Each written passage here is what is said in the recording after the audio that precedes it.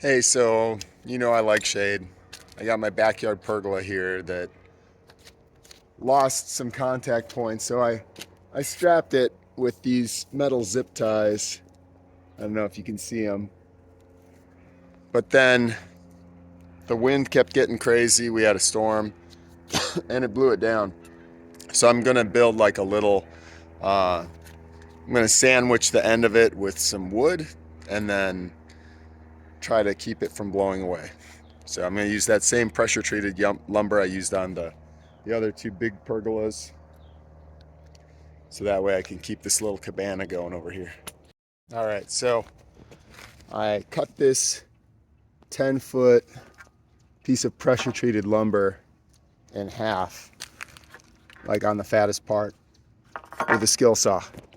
Now I clamped this other half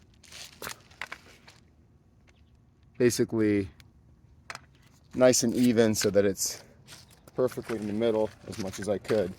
And I'm gonna pilot out some holes on just this half. I'm gonna hold it here with the clamps, and then I'm gonna pilot those holes where the grommets are, so that way it's a little sturdier and less chance of ripping the fabric.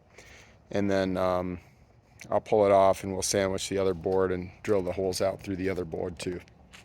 Now that I drilled that hole through each of these holes, I'm just gonna disconnect these clamps, pull this wood off,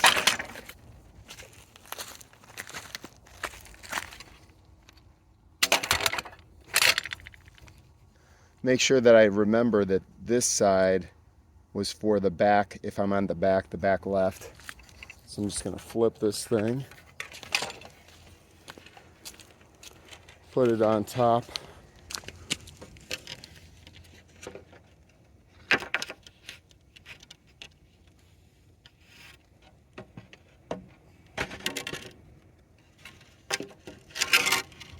Put it on top, line it up nice and snug, and then I'm gonna drill through these holes so that it goes to the other side of this board. So I held the boards together with these clamps again. Just found a couple spots where they were closer in width, and then I secured them that way. That way it keeps the boards from moving and it's easier to drill those holes out. And now I'm gonna remember that I brought this end over, so that's gonna be my back left end. I'm gonna swing it over, and then I'm gonna get the screws started in there before completing everything, so that way we can see what it's gonna look like. Okay, now that I've got the screws all started in there, in each of the spots, I'm going to hang it on one of the grommets, pull the screw out a little further, hang it up there, and then put the other board on, sandwich it, and not tighten it completely, but get it started so that way it holds in that spot. And then I'll do the same for the other screws, one at a time. I'll get one started, show you what it looks like. So on my setup, I didn't go to the very end because this grommet already ripped out before, so from when I had it strapped. But I went to the second grommet and I just barely got it started. There's a little gap in the wood, and I'm gonna do the other screws in a similar fashion, just a little bit tighter than this first one.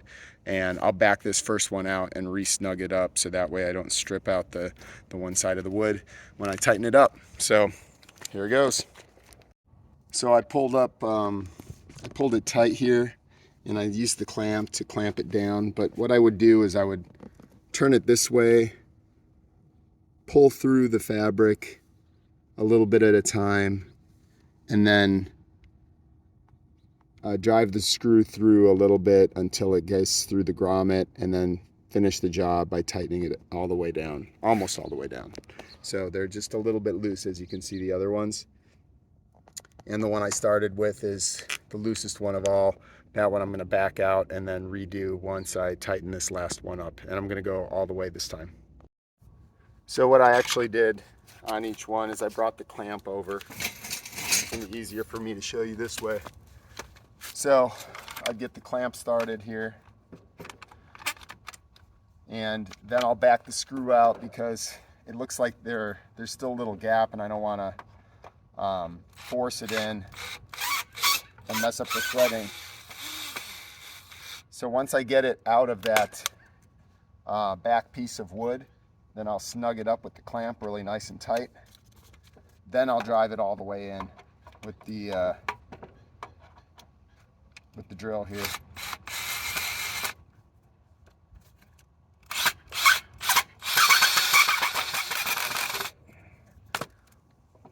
There we go. Yeah, so that's how it's done. At least that's how I did it. Okay, it's done. And I actually purposely made it a little longer. For one, this is like aftermarket fabric on Amazon that I got because the original fabric that came with the Pergola just disintegrated in Arizona sun. So this one may last, I don't know, a few years or more. But I bought it, the wood, a little bit longer just so that it hits this instead of bumping into the patio furniture, you know, when it's kind of windy or when the wind's blowing. But at least now it's not going to blow into this area, and it won't get blow over the pergola and everything else. So it'll be much nicer now that it's done. And I could have done another piece of wood and done the same move on the top there to balance that out, but that seems to be holding all right for now, so I'm going to leave it and see how it goes.